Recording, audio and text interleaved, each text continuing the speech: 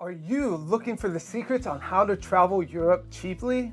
In this video, we are going to break down everything you need to know to travel Europe on a budget. We'll talk about shocking changes to Couchsurfing, how to get more bang for your buck, and a lot more. So stick around.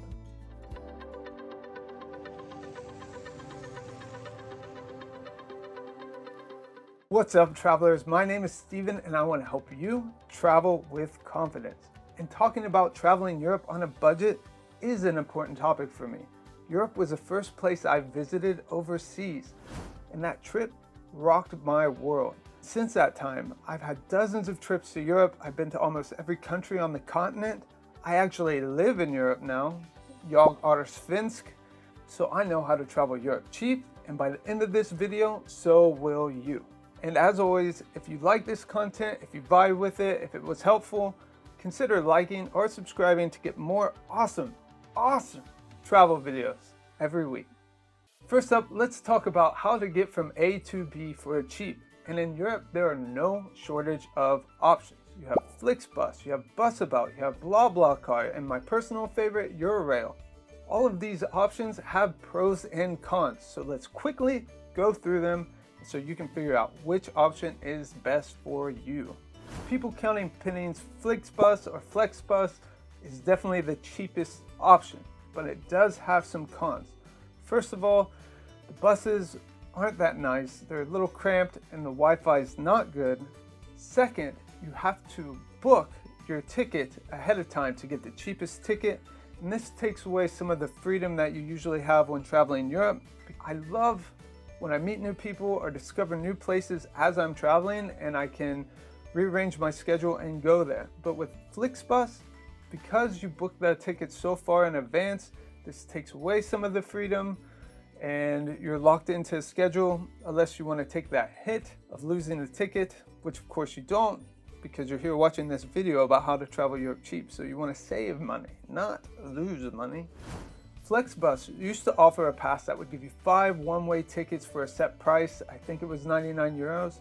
But at the time of recording this, that pass is no longer available, which means your only option is to book well ahead of time. One thing to watch out for is that Flixbus is expanding into trains, which is pretty cool. But right now it's only offered in Germany and certain parts of Sweden. But I've seen tickets from Gothenburg to Stockholm for as low as $15, which is insane. Busabout is another cheap and good way to get around. What they do is they run set bus loops around Europe. You just pay for the loop you want and you can hop on and off whenever you want. Now there is a lack of freedom here, but they do hit most of the hot spots in Europe. And the cool thing is, what I like about Busabout is that it's filled with travelers, and because they're all on the same loop, they're going to the same places you are. So it's a great way to make friends if you're traveling alone. Europe's big 3 budget airlines are Ryanair, EasyJet, and Wizz Air. And these can be good options for traveling long distances, but there are some things you need to remember before flying them. First of all, the ticket you pay for only gets your butt in the seat. Anything else, from water to peanuts to carry-on luggage to check bags, will cost you extra. There's also a ton of hidden fees and strict rules you have to follow or they will charge you money. I'll never forget this one time I'm flying Ryanair and I forgot to print out my boarding pass before I got to the airport and they charged me $50 to print out my ticket. You also want to keep in mind that many of these budget airlines fly to smaller airports outside the city, which means it takes more time and more money to get to your actual destination. In terms of price, fun, and comfort, I love Eurail. I've used them a bunch traveling. I've never really been disappointed. The Wi-Fi is good on the trains. It lets you keep your freedom, and the trains are quicker than buses. But that being said, there's a few things you should keep in mind to make sure it's worth your time and money. First of all, and nobody wants to hear me say this, but do the math. If you're just planning on taking a bunch of short trips through Europe, then a Eurail pass might not be worth it for you. So you should go to the country's train website, look up the prices, add them up. These prices change, but it will give you some idea of how much it will cost. Then compare that against the price of a Eurail pass for the number of days that you need it. Also, be aware that some Eurail trains require you to make a reservation even with a pass, which can negate any savings you may have saved using the pass. This is usually along popular routes or faster trains, and so you need to be aware of that. There are ways to get around it. The Eurail app now lets you search only for trains that don't require reservations. Those trains take longer and they're slower, but I still think it's worth it. One strategy that you can use is just to pay for your smaller trips out of pocket and then save your Eurail Pass days for the bigger trips. If you decide to pass on a Eurail Pass and you're just going to pay for trains out of pocket, make sure to book them early. Train prices always go up the closer to departure. There's also slower trains compared to faster trains. Slower trains will always be cheaper. And there are some discounts for students and seniors, so utilize those if you can. I'm still waiting for my senior discount to kick in about 40 years. Okay, so now we've talked about the cheapest ways to get around Europe.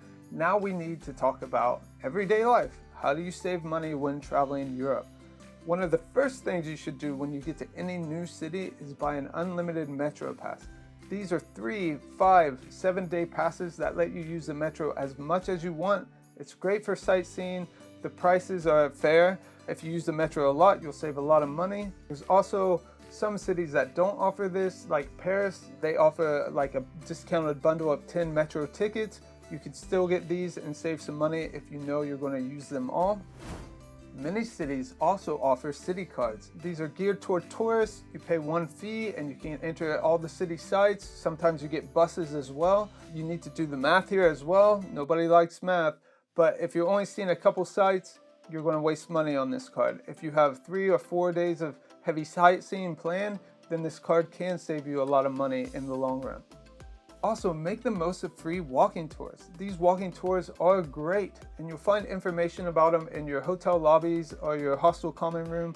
And these tours don't usually go to the major sites because that costs money, but a guide will take you around the city, tell you cool history, interesting details that you wouldn't learn on other tours. And these tours are free. And by free, I mean that it costs nothing to go on the tour, but you should tip your guide at the end. A lot of them, this is what they do for a living, so they live off these tips. I hate when I see people go on a free walking tour and when it's over, they just walk away without tipping the guide. Don't be that person. Nobody likes that person, especially the guide. Also, keep your eyes peeled for free museum days in the summer, in the winter, all year round. A lot of museums will offer a free day once a month, like the last Sunday of a month, and it's free entry. So why not? Why not go check out that Picasso when it's free, you know? But keep an eye out if it lines up with where you're at and there's a museum you want to check out. Hey, it's happened to me. Can it happen to you? When it comes to where to stay, you have places like hotels, hostels, Couchsurfing. Couchsurfing has come under a lot of pressure lately because it used to be free. That was the entire idea of the site, but now they started charging for it. It's not a lot, it's like $14 a year. But it's got a lot of people in the community up in arms, especially people that just host. They're like, why am I paying you $14 a year to host people at my house? Which is kind of understandable. That community is a little in uproar at the moment, but it's still a good option if you want to sleep on somebody's couch. There's hotels, but hotels are not the cheapest way to travel Europe. Airbnbs as well, they're more on the expensive side, though you can find some that rival the price of hostels. Hostels are my go-to. It's what I basically lived in the last 8 years of my life. I love hostels. I love the atmosphere, the people, the lifestyle.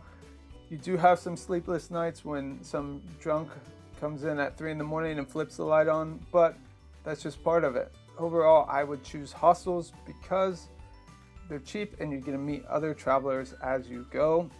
Wherever you stay, look for a place that offers free breakfast. A lot of hostels and hotels offer free breakfast. A hostel free breakfast is not great. A lot of it is just bread and butter and Nutella and some jam, maybe some meat and cheese if you're living that 5-star lifestyle. But you know, that will save you money eating breakfast for free. And if you're sneaky, you can make a few sandwiches for lunch, which will also save you some money, which I also do quite often. Whether you're staying in an Airbnb or a hostel, try to get a place that has a kitchen. That way you can cook your own meals and save a lot of money on eating out 3 times a day. Now, I do think it is very important that when traveling that you go out and you experience the cuisine and the atmosphere and the restaurants and the ambiance, but you should limit it to save money. So I always have a rule where I'll cook my own breakfast, lunch, and dinner for 2 or 3 days, and then I'll go out and I'll splurge on a nice meal. You can also look for lunch specials that will let you try the local food for cheaper. Street food is also always a good option. If there's cheap street food, I usually don't cook, I eat the street food. And never, ever, ever eat out in the touristy area of the city center. Prices are raised for tourists, which means you'll be paying twice the price and it's probably half the quality.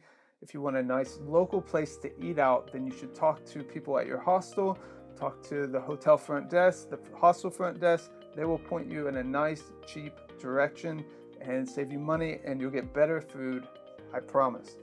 And another way to save money is to pack light, especially if you're planning on getting around with Budget Airlines. Pack light, this will save you on baggage fees, and it's just less to carry. It's better overall. You should also bring your own water bottle. This will save you buying 3 bottles of water a day. You can just refill it anywhere you want. Never travel without a water bottle. Avoid currency exchanges, especially at the airport. They're a scam. It doesn't matter if they say no fee or low fee. They are giving you the worst exchange rate possible, and they're pocketing the difference. Actually, I talk about this in my Europe packing video, but avoid currency altogether. Use a card that gives you airline miles. Right now I'm using a Coinbase cryptocurrency card, which gives me up to 4% back in the cryptocurrency of my choice. Where an airline mile is a mile, it's a mile. The cash I get back from there is worth more than I would get in miles, and it has a chance of going up or down. It's cryptocurrency. And one of the best tips that I can give you to help you travel Europe cheaper is to simply do the research. Know when and where you are going. As a general rule, Eastern Europe is cheaper than Western Europe. So if you're on a tight budget, head to countries like Romania or Bulgaria. If you want to head to Western Europe, there are some cheap countries like Poland and Portugal and the Czech Republic, while other countries like France, Italy, Denmark, Norway especially, are very expensive places to visit. So it's all about how much money you want to spend and how long you are traveling. Choose when you are traveling. There are certain times of the year where there are a lot of tourists. Summer especially in Europe, the prices rise for hotels and restaurants because there are endless tourists about. But if you wait till a less busy season when all the tourists leave, the prices are much cheaper and you'll save a lot of money.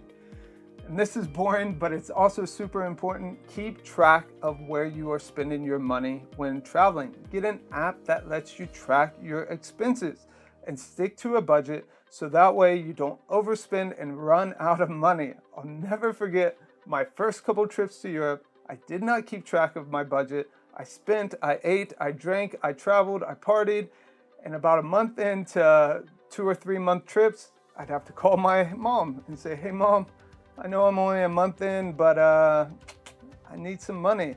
And the last thing you want when you come home and you're ready to start saving again, ready to start traveling again, is to have a huge bill from the trip you just went on. It's not worth it. I wish I would have tracked my expenses. Now I always do, and you should too. And there we go, guys. I hope you liked this video. These are strategies that I use every time I travel Europe, and I know they will work for you as well. If you're new here, check out some of our other videos. We have one where I eat 20 of the most disgusting foods in the world, one where we visit an empty micronation on the coast of Sweden. We also have a how to pack for Europe video and many others coming up. Also, do me a favor, and if this helped you at all, help me, hit that like button, consider subscribing. There's new videos every week and you will not be disappointed. I promise you. And until next time, travel with confidence. No shortage of options when it comes to cheap. Used to offer a pass. Flixbus. Restaurant, you should talk to the hotel manager or avoid currency exchanges, especially at the airport. They're a scam.